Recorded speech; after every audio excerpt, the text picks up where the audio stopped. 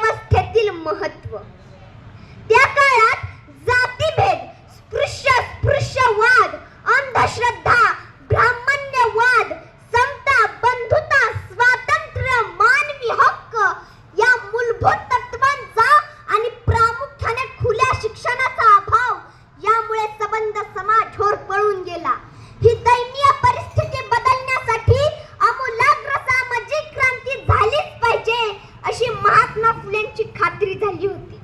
हे साध्य करण्यासाठी सार्वत्रिक शिक्षण हेच एकमेव शस्त्र आहे या तत्वाचा स्वीकार करून त्यांनी आपले आयुष्य या कामी वाहून घेतले.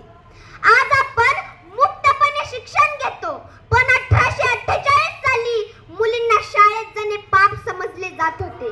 त्यावेळेस सावित्रीबाई फुले भारतातील पहिल्या महिला शिक्षिका झाल्या. शाळेत जाताना लोक त्यांच्यावर दगड, चिखल, शेण फेकून मारत, पण त्या म्हणत, मी एकटी नाही, माझ्या मागे लाखो मुलींचं भविष्य आहे. हाच त्यांच्या धैर्याचा पर्वत होता. महात्मा फुलेंनी समाजातील दलित, गरीब, मागास मुलांसाठी स्वतंत्र शाळा सुरू करून शूद्रातिशूद्रांसाठी शिक्षणाची दारे खुली केली. ते नेहमी म्हणायचे, शिक्षण हा जन्माधिकार नाही, तर तो मानवी अधिकार आहे. यातूनच त्यांनी जात, धर्म किंवा लिंग या अडथळ्यांना धक्का देत समताधारित शिक्षणाचा मार्ग उघडला. फुले दाम्पत्याने भारताला फक्त शाळाच दिल्या नाहीत, तर न्याय, समता आणि शिक्षणाचे महत्त्व कृतीतून पटवून दिले.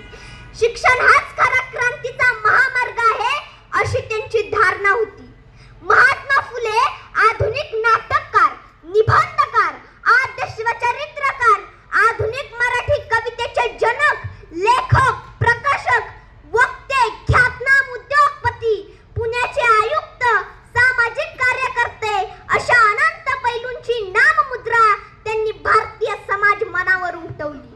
त्यांचं चरित्रकारी अष्टपैलू होतं, परंतु भारतीय शिक्षण व्यवस्थेतील त्यांचं महत्त्व अनन्यसाधारण असं होतं.